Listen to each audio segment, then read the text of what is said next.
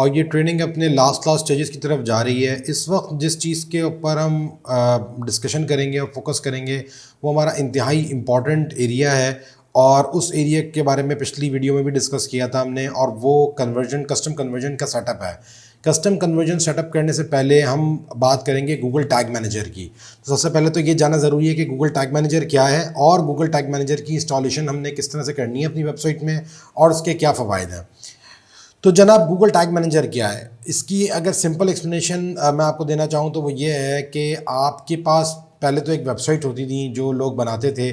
उन वेबसाइट्स के ऊपर जब ट्रैफिक आना शुरू हुई और मार्केटिंग के मुख्तलिफ टूल्स मार्केट में आना शुरू हुए, जैसे कि फेसबुक है, गूगल एडवर्ड्स है, और ये सारे टूल्स हैं, और इनके ज़रिए से मार्केटिंग होना शुरू हुई, तो सबसे पहला जो मार्केटिंग ज़रिए से गूगल एडवर्ड्स, कोई भी चैनल, यूट्यूब, कोई भी ऐसा चैनल जो आपके पास आपकी वेबसाइट पर ट्रैफिक को लेकर आ रहा है, वो जब आपकी वेबसाइट पर ट्रैफिक को लेकर आएगा और उसके एवज आपसे पैसे लेगा, तो जो पैसे खर्च करने वाला बंदा है वो ये चाहेगा कि वो मेक श्योर कर सके कि वेबसाइट, उसको पता लग सके कि जिस यूज़र को वेबसाइट पे लेकर आया जा रहा है इन प्लेटफॉर्म्स के थ्रू, चाहे वो फेसबुक का प्लेटफॉर्म है, चाहे यूट्यूब का प्लेटफॉर्म है, चाहे वो गूगल एडसेंस या गूगल के सर्च एड्स के थ्रू वो आपकी वेबसाइट पर लैंड कर रहा है, वो यूज़र आपकी वेबसाइट पे आने के बाद क्या करता है, उसकी क्या एक्टिविटी होती है, उससे उसको ये पता लगता है कि जो यूज़र आपकी वेबसाइट पे आ रहा है वो यूज़र कितना रेलेवेंट है। अब इस तरह की इन्फॉर्मेशन और बहुत सारी इन्फॉर्मेशन आपकी वेबसाइट से रिलेटेड मार्केटर्स को चाहिए होती है। इन इन्फॉर्मेशन को लेने के लिए जो मार्केटर्स की इन्फॉर्मेशन है, आपको अपनी वेबसाइट पे मल्टीपल कोड्स इंस्टॉल करने पड़ते हैं। अब हुआ ये कि वो कोड आना शुरू हो गए। सबसे पहले जो है वो गूगल एनालिटिक्स का कोड था कि जी आप अगर जानना चाह रहे हैं कि जी आपकी वेबसाइट पर ट्रैफिक आ रही है, वो ट्रैफिक कर क्या रही है, लोग बिहेव कैसे कर रहे हैं, लोगों की ट्रैफिक पेड से कितनी आ रही है, एसईओ से कितनी आ रही है, तो जी ये गूगल एनालिटिक्स के थ्रू मालूम होगा। गूगल एनालिटिक्स भी गूगल का एक टूल है जिसके ज़रिए आपको पता लगता है कि आपकी वेबसाइट पर ट्रैफिक कितना आ रहा है। जिन लोगों को इस बारे में नहीं मालूम उनके हवाले से बता रहा हूँ।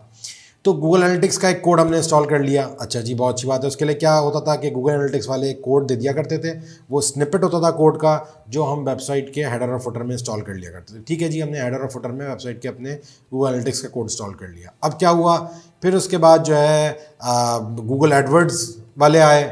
जी ऐड चलाना है, बहुत अच्छी बात है। ऐड चलाने से पहले क्या करें भाई, सबसे पहले आप अपनी वेबसाइट पर जाके गूगल एडवर्ड्स का कोड लगाएं। बहुत अच्छी बात है, गूगल एडवर्ड्स का कोड भी आ गया। फिर उसके बाद जी अब क्या करें जी, रीमार्केटिंग का कोड लगाना है। गूगल एडवर्ड्स वाले कहने लगे जी रीमार्केटिंग करनी है। रीमार्केटिंग के लिए आप एक काम करें, आप ये वाला कोड लगाएं। अब वेबसाइट पे मुस्तकिल क्या लग रहा है, कोड लग रहा है। पहले एक कोड, फिर दूसरा कोड, फिर तीसरा कोड, और मार्केटिंग का कोई भी टूल इन कोड्स के बगैर सही से परफॉर्म नहीं कर सकता। उसको पता ही नहीं लगेगा कि आपकी वेबसाइट पे हो क्या रहा है। तो वो अपना डाटा नोट करने के लिए हर पेज के साथ उसका फायर होना ज़रूरी है उस कोड का। फिर फेसबुक आ गया जी, फेसबुक ने भी अपना पिक्सल कोड निकाल दिया कि ठीक है जी, आपने फेसबुक की मार्केटिंग करनी है, आपने फेसबुक पे रीमार्केट करना है, जो भी एक्टिविटीज़ करनी है, आप एक काम करें, फेसबुक का पिक्सल कोड इंस्टॉल करें। अब जो नया टूल आ रहा है मार्केट के अंदर, वो ये कह रहा है जी ये मेरा कोड है, ये अपनी वेबसाइट पे इंस्टॉल करें। फिर मसला क्या है कि वेबसाइट का जो डेवलपर है या वेबसाइट का जो ओनर है वो या मार्केटर है, उसको इतनी टेक्निकल नॉलेज नहीं है, वो कोड सही से इंस्टॉल नहीं कर पा रहा, कोड में मसले आ रहे हैं, कोड में मिस्टेक्स हो रही हैं। फिर जो छोटी मोटी चेंजेस करनी है, अगर गूगल एनालिटिक्स में कोई चेंजेस करनी है तो दोबारा डेवलपर को कांटेक्ट करो, फिर डेवलपर को बोलो भाई ये कोड लगा दो, फिर वो बोल रहा है पिछला कोड हटा दूँ। मतलब एक कन्फ्यूजन। इस कन्फ्यूजन को दूर करने के लिए जब इतने सारे कोड्स मार्केट में आ गए, जो नया टूल इस टाइम मार्केटिंग का आता है वो आपसे बोलता है जी मेरा कोड आप अपनी वेबसाइट पर लगा दें। कितने कोड लगाएं, सवाल ये कितने कोड लगाएं।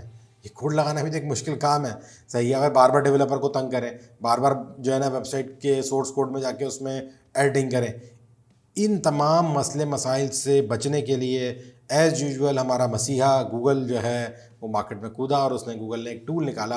इस टूल का नाम है Google tag manager. Google tag manager ये कहता है कि जी आप मेरा एक कोड इंस्टॉल कर लें, बस वेबसाइट के ऊपर एक दफ़ा सोर्स कोड में जाके आप मेरा ये कोड इंस्टॉल कर लें।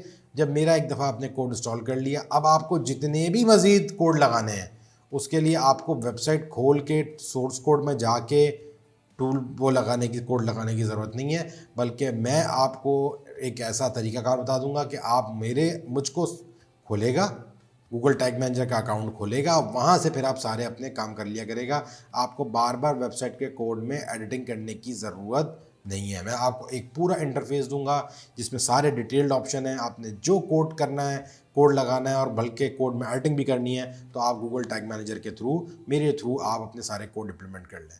तो ये एक बड़ा आसान सिलसिला हो गया है। इससे मैनेजर्स की, डिजिटल मार्केटिंग के जो लोग हैं, ई कॉमर्स पे जो काम कर रहे हैं या डिजिटल मार्केटिंग पे काम कर रहे हैं, दोनों लोगों की जान छूट गई है। अब आपको मैं दोबारा से अपने, आपको गूगल टैग मैनेजर समझ में आ गया। हम गूगल टैग मैनेजर का अकाउंट बना के, गूगल टैग मैनेजर का अकाउंट किस तरह अपने गूगल टैग मैनेजर का कोड अपनी वेबसाइट पे इंस्टॉल करना है, ये अब नेक्स्ट इसमें पूरे सेक्शन में सीखेंगे। इससे पहले मैं आपको वापस अपनी ट्रेनिंग की जो बेसिक्स थी उस पर लेके जाता हूँ कि जी हुआ क्या था, हमने कहाँ से शुरू किया था। ये दास्तान सुनाना बार बार ज़रूरी होता है ताकि आपको पता लगे कि आप किस रोड मैप को फॉलो कर रहे हैं और उस रोड मैप के अंदर आपको आपको पता हो कि आप कहाँ खड़े हुए हैं, रास्ते में किस स्टॉप पे खड़े हुए हैं, ये मालूम होना बड़ा ज़रूरी है। अगर आपको ये नहीं पता होगा कि मैं किस स्टॉप पे खड़ा हुआ हूँ तो होगा ये, और आपको पता ही नहीं होगा कि रास्ता शुरू कहाँ से होता है और जा कहाँ रहा है, तो नतीजा ये निकलेगा कि अगर आप कहीं पे भी अपनी ट्रेनिंग में लॉस्ट हो गए होंगे, कहीं आपको डिफ़िकल्टी आ रही होगी, तो आपको समझ में नहीं आएगा कि मैंने वापसी का रास्ता कैसे करना है और आगे कैसे चलना है। तो मैं बार बार ये बीच में जो आपको एक पूरा रिव्यू करवाता हूँ, उसका रीज़न ये होता है ताकि आपके जहन में ये चीज़ आ जाए। अच्छा जी, तो हमने स्टार्ट कहाँ से लिया था? हमने स्टार्ट यहाँ से लिया था कि हमने सबसे पहले बात की थी कि जी इसकी ज़रूरत क्या है, ये digital marketing, e commerce marketing, ये सारी चीज़ों का क्या फ़वाइद हैं, किस तरीके से आप क्या काम कर सकते हैं, उसका थोड़ा बहुत इंट्रो होगा। फिर उसके बाद हमने बात की थी कि जो मेन जो बात थी वो ये थी कि प्रोडक्ट आपने बेचनी है, सही है, वो प्रोडक्ट जो है आपने जो है वो प्रोडक्ट सेल करनी है। उस प्रोडक्ट की हंटिंग कैसे होगी, प्रोडक्ट आइडेंटिफाई कैसे होगी, फिर उस प्रोडक्ट में से प्रॉफिट मार्जिन किस तरह निकलेगा, मार्केटिंग की कॉस्ट कितनी लगेगी, और ये सारा सिलसिला कि ज़ाहिर सी बात है एक मार्केटिंग की कॉस्ट लगनी थी प्रोडक्ट के ऊपर, प्रोडक्ट की अपनी कॉस्ट लगनी थी, फिर डिलीवरी की कॉस्ट लगनी थी। ये सारी कॉस्टें जब इस पर लग जाएंगी तो आखिर में जब आपकी प्रोडक्ट आपके कस्टमर के हाथ में पहुंच जाएगी और जितने पैसे आपने लिए होंगे वो सारे खर्चे आपने उसमें निकाल लिए, तो आपके पास प्रॉफिटेबिलिटी बचेगी। अब ये आपको बेसिक साइंस समझ में आ गई थी, ठीक है जी। अब हम एक्सपेक्ट ये कर रहे थे आपसे, एक स्टूडेंट से अपने, और जो भी बंदा इस टाइम पे इस ट्रेनिंग को ले रहा है, चाहे वो स्टूडेंट है, चाहे वो बिज़नेस ओनर है, चाहे वो किसी भी नीयत से इसको ले रहा है, तो हम एक्सपेक्ट कर रहे हैं कि वो एटलीस्ट उसने ये सब काम यहाँ तक कर लिए हो। प्रोडक्ट उसने अपनी आइडेंटिफाई कर ली और प्रोडक्ट के साथ उसने अपना एक प्लान बेसिक बना लिया। ये सब डॉक्यूमेंट हो गया, प्लान बन गया। नेक्स्ट स्टेप्स का ये था कि ठीक है जी, अब आपने क्या करना है, आपने अपना लर्निंग पेज बनाना है। लर्निंग पेज आपने रेडी कर लिया। लर्निंग पेज की तमाम रिक्वायरमेंट क्या थी, क्यों लर्निंग पेज बनाते हैं, e commerce website, learning page, इन सब में क्या मसले मसाइल हैं, और ई कॉमर्स वेबसाइट के हवाले से भी हमने डिस्कस किया था कि वर्डप्रेस और एलिमेंटर और इन सब चीज़ों का आपने किस तरह करना है। और हमने फिर ट्रेनिंग के अंदर एलिमेंटर और वर्डप्रेस की मैनेजमेंट जो है या उस पर वेबसाइट किस तरह हमने डालनी है, लॉन्च करनी है, उसके हवाले से भी एक ट्रेनिंग हमने इसमें इंक्लूड कर दी है, तो वो भी आप देख सकते हैं। तो बहरहाल वेबसाइट से लेकर आपने लैंडिंग पेज और ये सब चीज़ें अपनी रेडी कर ली थी। फिर होस्टिंग को हमने देखा था, किस जगह पे आपने वेबसाइट अपनी डालनी है, उस सबको समझ लिया था हमने। डोमेन नेम कैसे होगा, होस्टिंग का सिलसिला कैसे होगा, पूरे हमने उसके प्रोसीजर तरीक़ेकार हमने डिटेल में समझे थे। एट दी एंड हम ये एक्सपेक्ट कर रहे थे कि आपके पास एक डोमेन नेम रजिस्टर हुआ होगा, उस डोमेन नेम के ऊपर आपकी वेबसाइट लाइव होगी, और वो वेबसाइट लाइव होने के साथ साथ आपका एक लैंडिंग पेज होगा जो आपकी प्रोडक्ट की तमाम तारीफ़ें, बेनिफिट्स और सारी चीज़ें उस पर लिस्ट डाउन हुई होंगी, और उस लैंडिंग पेज के ऊपर एक आपकी डिटेल्ड वीडियो भी होगी। फिर वीडियो के हवाले से हमने बात की थी कि ठीक है जी, वीडियो क्या हमें चाहिए। हमने आपको एड्स बताए थे कि फेसबुक के एड्स आप बना के रख लें। उन फेसबुक के एड्स को जो बना के रखना था, तो उसके अंदर हमने आपसे डिस्कस ये किया था कि ये एड्स वीडियो बेस्ड एड्स होंगे, क्योंकि ग्राफिकल एड्स अब ओल्ड होते जा रहे हैं, लोग वीडियो से इंटरेक्ट करते हैं, वीडियो का ज़्यादा अच्छा रिस्पांस है, और वीडियो में बहुत आपके पास कम टाइम के अंदर आप कस्टमर को अपनी तरफ जो है वो लेकर आ सकते हैं, कन्विंस कर सकते हैं। वीडियोस की बात हुई थी, वीडियो की स्क्रिप्ट्स की बात हुई थी। वीडियो की स्क्रिप्ट्स के बाद हमने फिर बात की थी कि जी आप 3 कम से कम अपनी वीडियोस बना लें जो 30 से 40 सेकंड्स की हों। ये वीडियो आपकी फेसबुक एड्स में यूज़ होंगी। फिर हमने बात की थी कि जी एक आपके पास डिटेल्ड वीडियो होनी चाहिए जो लैंडिंग पेज पे हो, जिसमें आप तफसील से अपनी प्रोडक्ट के बारे में बताएं, जो इन्फॉर्मेशन आप देना चाह रहे थे अपनी मतलब कंप्लीट डिटेल में, वो अगर आप 30-40 सेकंड में नहीं दे पाएँ तो फिर आप अपनी एक डिटेल्ड वीडियो बना लें 1-1.5 मिनट की, और वो अपने आप लैंडिंग पेज पे ले आएँ।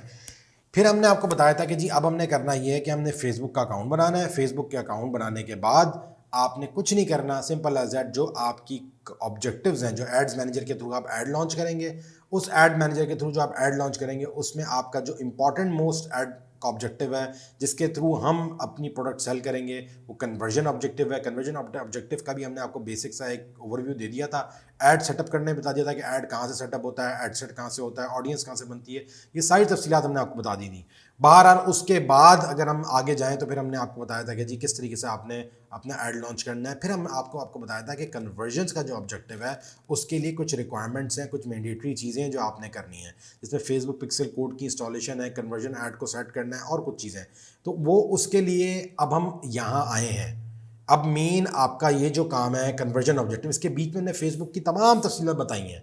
वो हमारी जो प्रोडक्ट लॉन्चिंग है उससे रिलेटेड तो नहीं है, लेकिन वो आपको फेसबुक की एक्सपर्टीज़ दे देगी। क्योंकि देखें जी, आप ई कॉमर्स मार्केटिंग स्पेशलिस्ट अगर बनना चाहते हैं, डिजिटल मार्केटिंग स्पेशलिस्ट बनना चाहते हैं, या आप इसमें एक्सपर्टीज़ हासिल करना चाहते हैं, तो आपके लिए इन टूल्स को, फेसबुक पेड के टूल्स, फेसबुक हो गया, गूगल एडवर्ड्स हो गया, सर्च इंजन ऑप्टिमाइजेशन हो गई, और इन सब चीज़ों की आपकी एक प्रॉपर नॉलेज सेट होना चाहिए। तो अगर आप उन चीज़ों में एक्सपर्टीज चाहते हैं तो आपने वो वीडियोस भी लाजमी देखनी है। प्रोडक्ट लॉन्च से वो मुताल्लिक नहीं है, लेकिन बहरहाल दे इट्स वो प्लेंटी ऑफ नॉलेज है जिसमें आपको फेसबुक की तमाम सलाहियतों का आइडिया हो जाएगा। उन सलाहियतों को आपने कब बुरोकार लेकर आना है वो अब आपके ऊपर डिपेंड करता है, आपकी अपनी सोच और क्रिएटिविटी पर डिपेंड करता है। बहरहाल यहाँ तक सिलसिला हो गया। तो अब अब हमारा सारा का सारा फोकस, ये जो लास्ट पार्ट है इसमें हमारा सारा फोकस ये है कि हमने अपनी कन्वर्जन कैंपेन फेसबुक पे लॉन्च करनी है, और ये सारी तैयारी है गूगल टैग मैनेजर की, और ये सारी हमने तैयारी करनी है। और ये वो प्रोसेस है जो प्रोसेस हम अपनी वेबसाइट्स पे लॉन्च करते हुए इस्तेमाल करते हैं।